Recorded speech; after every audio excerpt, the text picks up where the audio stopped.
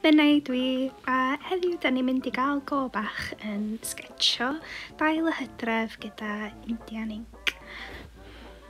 Felly mae defnyddio fi heddiw yn cynnwys papur dyfru, potiau iogurt I roed fy inc Indiaidd a dŵr ynddo, a gyda fi hefyd brwsh paent bach, a gyda fi dail fel ysbrydoliaeth hefyd ar yr ochr y fanna. Cnes I fyny, dwi'n mynd I cychwyn gan creu chydig o marcia gan defnyddio'r inc. Dwi'n meddwl na I dechrau off yn reit syml a creu chydig o llinellau gwahanol a gweld pa effeithiau fedra I gael o wneud hynny. Fel ydych chi'n gweld, yr mwyaf llinellau ydych chi'n creu, y mwy ysgafn mae'r inc ar y papur. A mae hynny'n creu rhyw texture difyr o streaks yn yr llinellau. Os ydych chi eisiau effaith mwy chunky, ydych chi rhoi lwyth o inc ar eich brwsh a gael yr llinellau reit drymaidd yma, reit cyfoethog, rili, yr lliw chi. A mae'n dibynnu ar y brwsh da chi'n iwsio hefyd. Dwi'n iwsio brwsh reit hen, a mae'r bristles, a mae reit rad y brwsh yma hefyd, mae bristles yn tendio I spredio allan mwy, ond mae'n dibynnu faint da chi'n pwyso hefyd. A'r mwy ysgafn da chi'n mynd, y mwy tenna fydd llinell, a mwy y drwm da chi'n mynd, yr mwy tew yw'r llinell. Fydwch chi weld efo'r waves na, mae rhywbeth reit fel calligraphy arno fo bron yn di. Mae reit denna ar yr ochr na, wedyn mae'n mynd yn mwy dew, a fydwch chi chwarae efo hynna. Wedyn fydwch chi mynd dros be da chi wedi gwneud yn barod os da chi isio, a lla highlightio bits da chi isio a arbrofi chydig efo leirio. Dwi jyst I arbrofi chydig efo mynd o'i omgylch yr llinellau, rhoi patryma ar draws y patryma eraill I gweld pa fath effeithiau fedra I gael. So wan dwi wedi lwsinio fyny chydig bach. Dwi mynd I sbio chydig bach mwy ar y deilan ei hun a creu marcia wedi ysbrydoli mwy gan yr deilan ei hun. So fydden ni weld lwyth o llinellau diddorol ar yr deilan os da chi'n edrych reit yn agos, da chi'n gweld rhyw textures gwahanol, dots a just llinellau, tones a so nawn ni weld be dyn ni'n gael allan o chwarae gyda gwahanol marcia. A wedyn da chi gallu chwarae efo syniad chi o sut da chi'n teimlo rili o weld y deilan, os mae hynna'n neud unrhyw fath o synwy. Chi'n gweld yr cylch ddim yn edrych union fatha beth sydd ar y deilan, ond mae di ysbrydoli o'r deilan lle. So mae'n gorau edrych union un peth, mae mwy yn dan chwarae efo syniadau gwahanol. A wedyn mae rhai pobl yn licio neud boxes bach, neu swatches bach o marcia gwahanol. Fedrwch chi'n neud hyn, neu fedrwch chi'n neud fel dwi'n neud, jyst mynd yn rydd ar y papur chi. Dwi'n rili licio'r effaith dabio yna nes I jyst neud efo lle sa hynna'n gallu gael ei defnyddio ar gyfer shadio'r deilan hwyrach ymlaen. A wedyn mae reit neis chwarae eto o'r llinellau yma a gweld meddwl sut wneith o ffurfio'r deilan lle. So dwi wedi cael hwnna edrych bron fatha creuan bach yndi, ond mae'n neis I chwarae efo'r forms gwahanol yma I gweld sut wneith nhw ffitio yn eich darlun lle. A wedyn fydwch chi'n neud chydig o cross-hatching hefyd, mae hwnna'n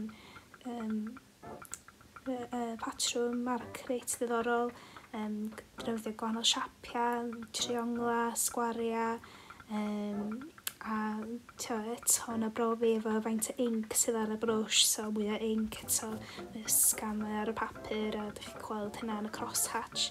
A wedyn sbio ar dail gwahanol a gweld os da chi gael patryma gwahanol allan ohonyn nhw da. Fydwch chi hefyd chwarae efo dŵr a gweld sut mae hynna yn effeithio eich marcia.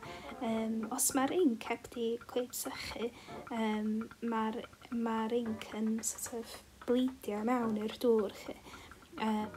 A os mae wedi sychu, mae'r inc yn waterproof, so os da chi'n roed, os da chi eisiau watercolours ar ben yr inc, neith o ddim ymddangos, neith o ddim bleidio chi. Neith jyst aros fel mae o, sydd yn reit handi.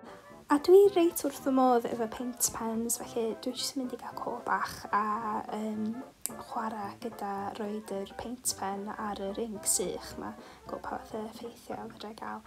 Allan ei defnyddio hyn yn yr dam terfynol, allan ddim. Ond mae'n rili da i chwarae gyda defnyddiau gwahanol i gweld pa fath o marciau ydych chi'n gael. So da ni efo marciau ni gyd wan, so dwi'n meddwl da ni'n barod i chael gael go yn gwneud chydig o darluniau o'r dail. Dwi'n nabod yr siap, yr deilan, yr ffom o'r deilan.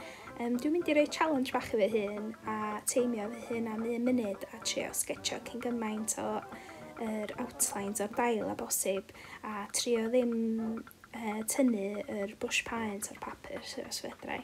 Mae'n jyst yn ffordd da i eto ryddhau eich hunan i roed y brwsh ar y papur a i gael hwyl efo creu sketches yn sydyn a i datblygu hyder yn creu lluniau chi. A wedyn mae'n ryddhau chi at wneud yr darn mwy terfynol chi hefyd. Eich fysa chi gallu mynd at ein wedyn a roed mwy o textures a bethau ar y rei yma hefyd. Ond dwi'n mynd i wneud un ffresh wan, so dwi wedi gael bach o chwarae gyda'r forms gwahanol yma. So chi gallu wneud hyn mwy na unwaith chi, so wneud rhyw 10 ohonyn nhw neu mwy chi, jyst i gael yr teimlad o siap y deilan neu siap beth bynnag ydych chi'n sketcho chi. I rwan dwi'n mynd i wneud sketch bach o'r deilan gan defnyddio'r technegau da ni wedi bod yn defnyddio yn ystod y fideo yma. So jyst trio cadw yr un teimlad yna o gadw fo'n rydd ac yn gyflym a ddim bod yn rhy precious amdan os dwi'n gwneud mistake neu rhywbeth felly. Dwi'n meddwl dyna ydy'r peth efo ink ydy, os da chi'n gwneud mistake, da chi'n just yn acceptio fo ac yn breisio fo chi ac yn just yn gweithio efo fo chi.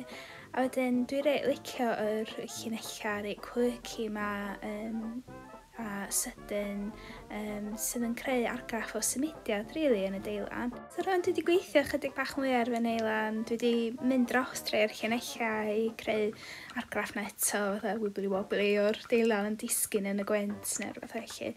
A wan dwi'n mynd i ddechrau mwy ar creu marciau i roed yn bach mwy o depth i mewn i'r deilan felly.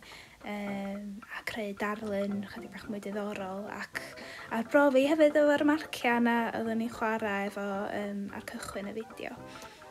Ni rili mwynhau chwarae efo dŵr ar y deilan felly a chwarae efo'r cysgod a trio meddwl lle sa'r gola yn ymddangos ar y deilan.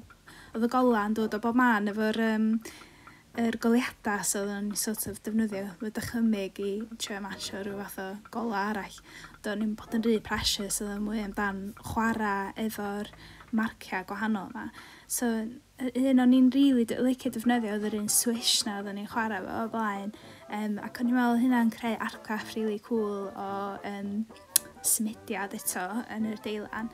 A wedyn, o'n i'n meddwl oedd y dots na reit effeithiol hefyd yn adio rhyw texture bach gwahanol efo hefyd, cymryd hynna o'r deilan wrth gwrs. A wedyn nes i ddechrau chwarae efo'r cylchoedd yma. Ac o'n i'n meddwl hwnna'n adio eto rhywbeth gwahanol, fatha rhyw swigod bach ar y deilan. A fod o ddim yn amlwg ar y deilan go iawn lle o'n i'n meddwl o'n adio rhywbeth reit neis iddo fo. Bron fatha, bron yn edrych fatha coffee stains bach, dwi'n meddwl fatha dwi wedi gadael cwpa mi ar y deilan neu rhywbeth. Ond o'n i'n rili mwynhau hynna a wedyn eto mynd o'i amgylch o wedyn highlightio yr darna o'n i'n rili licio efo mwy o ink. A i gorffan wedyn i adio'r swishes bach na o amgylch yr deilan i creu eto'r argraff na o symudiad.